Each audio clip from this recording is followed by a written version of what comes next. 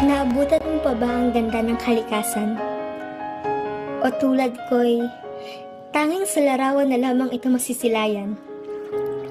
Naabutan mo pa ba ang kulay asul na karagatan?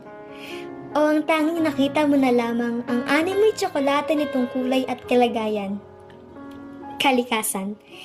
Kalikasang kailangan ng bayan, proteksyon ng sanlibutan sa mga sakuna at kalupitan ng kapalaran.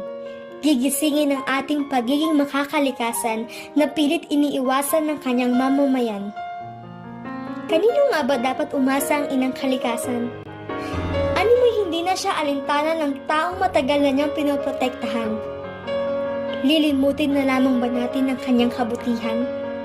At ibabaling sa iba ang atensyong dapat sa kanya, wari tikit mata mong tinatalikuran ng tulad niya.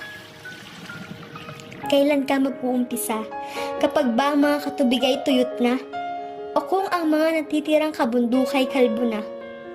Anyong lupa, anyong tubig at mga hayop na nangangamatay na dahil sa kapabayaan ng mga dapat nangangalaga sa kanila. Sinong mag-uumpisa? Sino ang gagawa ng mga bagay na tutulong sa kanya upang mailigtas siya sa kamatayang tayo mismo ang gumagawa? Asan ka? Nang ang mga hayop ay nagugutom at nauuhaw na, asan ka?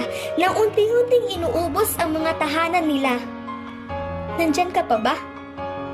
O nagbubulag-bulagan ka na lamang sa mga nangyayari sa kanila?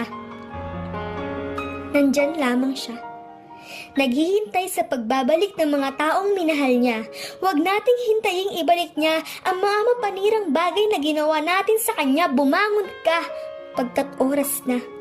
Ipaglaban natin siya gaya ng ginawa niya sa atin mula pa noong una. Kumilos ka at himukin mo sila na ibalik ang dati niyang ganda.